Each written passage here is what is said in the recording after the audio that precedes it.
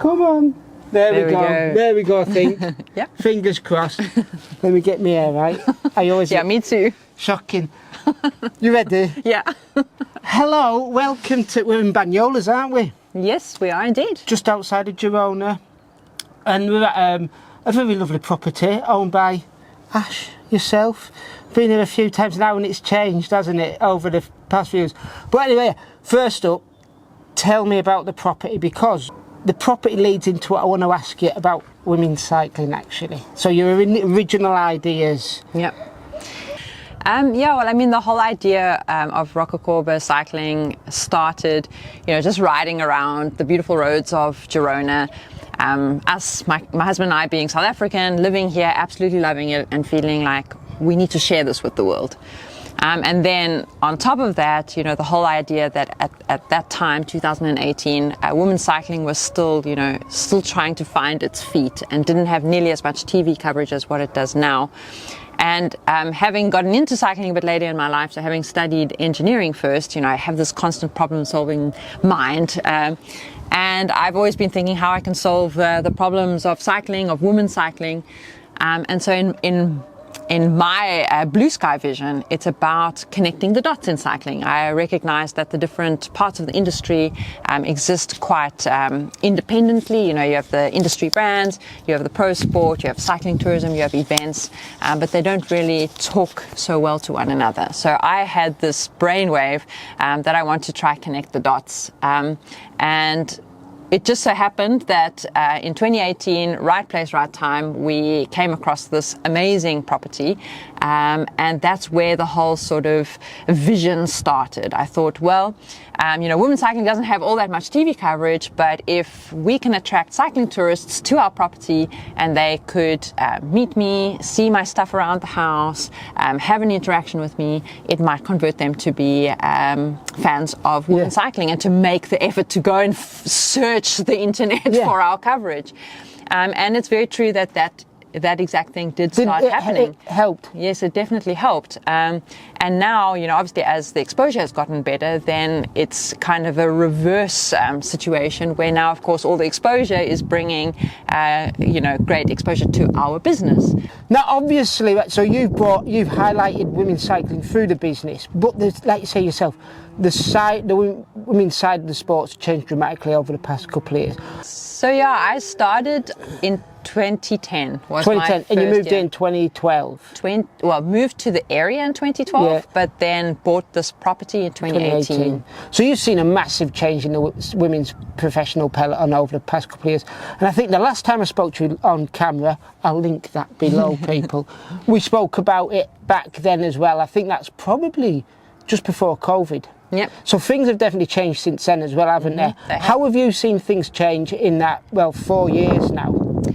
Well, I would say that COVID was the big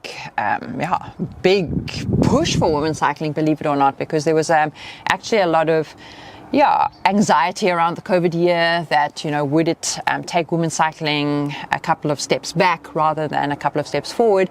And I believe it was the big sort of spark moment, where it all happened. So during the COVID pandemic, not being able to race in the real world and then having a brand like Zwift and a platform like Zwift get behind women's cycling and behind equality, first by creating equal opportunity for racing on the platform, then the virtual Tour de France taking place on the Zwift platform, and Zwift made it, an absolute non-negotiable that if they were going to have the virtual Tour de France on their platform, it had to be equal. So in the COVID pandemic, it was the first time that the women's peloton really experienced equality when it came to the Tour de France. So we raced the same stages, the same distances, we had the same exposure, and that was really the turning point in my vision or my idea. Do you think the women's Zwift, the Tour de France Zwift version, is that why they've gone on to support the Tour de France Femme avec Zwift? Do you think that's the reason behind it? It all happened in the COVID pandemic, They saw the positive points from that initial event to be able to take it over onto the real roads. Yeah, well, I mean, the great thing about Zwift is that they've always believed in equality, you know, they've always believed in equal opportunity. And when the ASO saw how popular the virtual Tour de France was and that the viewer numbers were just as good as the men, that's what opened their minds to thinking, oh, okay, women's cycling can be good business, right? And then Zwift put their money where their mouth was, and they got behind the real Tour de France femme avec Zwift. So to me, the COVID pandemic was the turning point for women's cycling. And then adding to that, not only professional women's cycling, like I also believe that Zwift has provided such a great opportunity for growing female participation, because it's way less intimidating for a newcomer, especially a female newcomer to the sport, to get onto their indoor trainer in the safety of their own home, not to have to worry about being judged or a puncture or being dropped. You know, they can get on the indoor bike and they can test their limits and hopefully then, you know, take the next steps one day to the real world. So yeah, I mean, COVID pandemic just opened my eyes to the virtual world, and then allowed me to expand on my Rocacorba cycling business by creating my own virtual community on Zwift, which is Rocacorba Collective. So yeah. We're losing light here, people. Tuesday, we're actually on top of your property, aren't we? Yeah, on the tower. Hold with us, we're going to go to somewhere a little bit later and talk about what's coming up. Yep. Right, and we're back. We've come in from the fading light, haven't we? Yeah. Where were we? It is Tuesday. Tuesday the 27th. You're off tomorrow to go over to Italy for Strada, aren't you? Exactly, yes. With the AG Insurance team. Is it your second year with them? Yes, second year with the AG Insurance Sudal team. Because you're, is it fair to say you're the guiding light at the team, teaching others? Yeah, so I mean, I was actually thinking of retiring at the end of my stint with SD Works, and then I just realized I'm still getting better, which is actually still the case.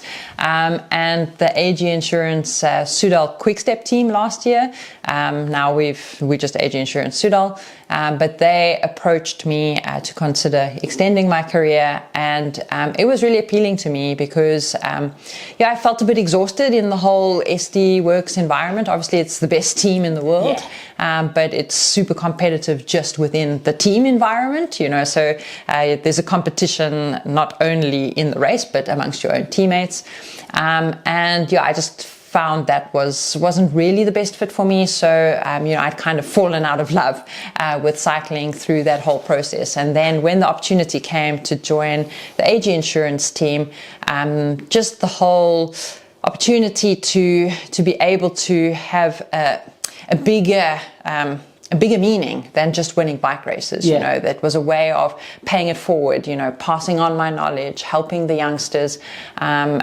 just being in a really supportive team environment. Not only are we trying to develop the younger talent, but it's a super professional environment. I mean, we have Savas Knaven, who comes from Ineos, so he brings all of that experience. He worked for 12 years. He's a DS. Yeah, he's a DS. Well, he's like the general manager basically in the team. So, you know, when it comes to preparing for the races, the preparation that goes into it, like even today, Jolien called me. Because he was a DS at Ineos, is that correct? Exactly. So we have like 70-page presentations that are prepared for us with every single point in the race that's crucial, anything that could arise. They come up with the exact plan for each rider. It's just super professional. And then like Jolien de Hoer as well as a sports director. I mean, she called me this morning. She's like, I've been watching every edition of Strada, both men and women, and I think I have a plan, you know. So it's just the passion and the thought and the preparation that goes into it. Even though I might be isolated at the pointy end of the race, I know that the team has given everything to put me in the best position to win, and my teammates are so committed, and they've taken such a big step. You know, we have only changed 3 riders, so it's pretty much the same team, and the youngsters have taken such a big step this year. I was so blown away at training camp. Because I remember it was the first women's Roubaix a couple of years back, 2-3 years ago? 3 years ago? 3 years, I would say, yeah. And I remember going past what was I can't the team then? I can't remember I apologise. I can't remember. NXTG. That was it. Yes, basically. And their equipment, their clothing sponsor, it wasn't exactly top notch. I think they were 105 bits and pieces. They had borrowed wheels from Ineos for the event. Yeah. And it just the change seems very dramatic. And to bring riders on like yourself to teach the other ones, it must be quite an experience for the younger lot as well. Did they get starstruck, or did you notice any sort of starstruck with three new riders that come on board when at the start of the year? Yeah, I mean, I think I'm always it just is who I am. Like, I'm a very approachable person. So, there are obviously, riders that come to the team and they are starstruck or are fans, but then they very quickly realize that, I'm a very normal person and I'm very willing, to be that person that they can depend on, that they can ask questions to, that they can talk to, even giving some dating advice these days. Super. Everybody needs it. Everybody needs it for sure. Now, obviously you've come over to the team. Will you be staying with the team into the future as well? Maybe in a different role, moving, or will this property be taking up all your time? Well, you do eventually think. I really thought that I did need to retire to be more involved in business and in what I love doing, because I do come from an engineering background, and so business and strategy really does appeal to me. But what I've actually started to realize is that it's working really well doing both, because being involved in the business, not day to day, obviously, I have a great team here at Rock Cycling who does the day to day work. I'm more involved strategically and in a sort of marketing role. But having that distraction when I am home allows me to benefit from the stimulation, the mental stimulation that I need in my life, so that when I go, so for example, tomorrow when I get on that airplane and I fly to Italy for Strade, once I arrive, I switch off to all of this and I get totally into the racing, and it allows me then to be more instinctual and more in the race, because that was one of my biggest weaknesses in the early part of my career, is that I overthought things. I was too much of a thinker, always thinking of the outcomes, thinking of different scenarios in the race. Whereas now, because I'm getting that stimulation here at home through the business, when I get to the races, it's like a super compensation. I get to the race, my body realizes, okay, now it's time to race. I do my recon, I'm relaxing, I'm getting massage, and I immerse myself in the race, and then on race day, I'm fully in the moment, and I'm feeling that that's allowing me to actually get a new level of performance. It's funny you say that, because I was talking to Rory Sutherland earlier, and he's probably not going to want me to say this, but he was saying, we were talking about other young riders and the ones that do come through, the ones that don't come through, and he said he actually thinks it pays off to be a good professional if you're not stupid, but a little bit a little bit if you're too intelligent or if you think too much, you technically don't make for a good bike racer. Yes, that's it. He says you've got to be able to have you can have a distraction, but not too much of a distraction. And you can't carry that distraction over into your racing license. It seems that you've definitely been able to separate the two.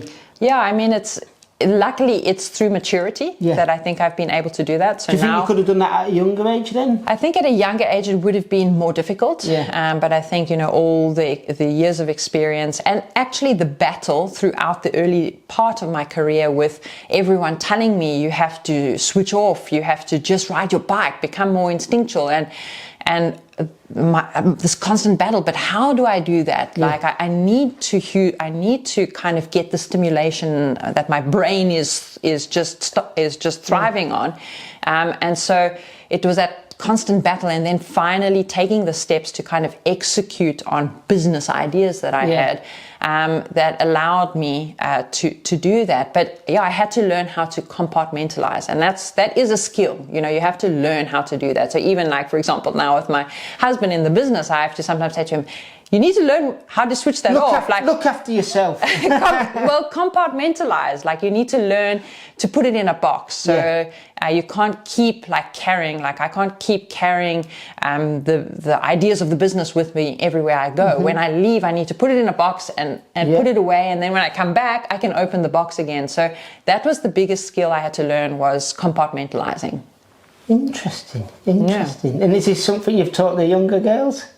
Well, yeah, I'm talking to the younger girls a lot about how I honestly believe it's healthy to have something else in your life. It doesn't have to be a whole business like I have, because it doesn't have to be 35 hectares or something. Not everybody has that capacity, you know, like, we have to acknowledge that. But it is very healthy to have, you know, other hobbies or other interests in your life, because it allows, it takes pressure off, you know, so that you're not constantly obsessing, you know, on cycling. And then also, it is good to have a little bit of like stress or putting yourself a little bit outside your comfort zone on your day-to-day life, because I believe that cycling is quite a contradiction. You know, we are encouraged to, you know, follow the same routine each day, eat the same food, you know, tick off our training, which is fed to us through platforms. You know, we don't really have to think for ourselves, just do. And then you get to a race scenario, and the first thing, races start at different times of the day. Like, Strada for us starts at 9:30, you know, another race will start at 11, another at 3. And a lot of like the girls, if they train every day at the same time, they're thrown off. They're like, well, what do I eat now? I always eat oatmeal before, and now it's an afternoon race, I have to eat lunch, so what do I eat? Like, it's something simple like that throws them off.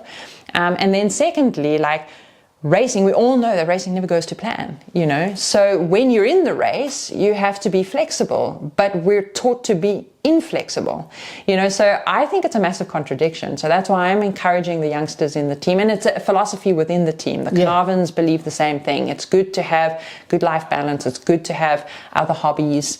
It just makes you a more rounded person who can then adapt and be flexible and face future life in a much better prepared way than if you just constantly, you know, same routine, being fed your instructions each day, what you have to do. So yeah, I believe life balance is important and distractions are important. A perfect lesson. Thank you for standing up for this long prior to a big race at the weekend. Thanks for showing us around your property. As always, join the conversation below if you're watching on YouTube, if you're watching on the website.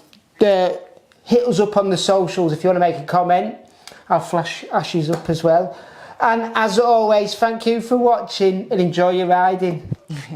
Thanks guys, cheers.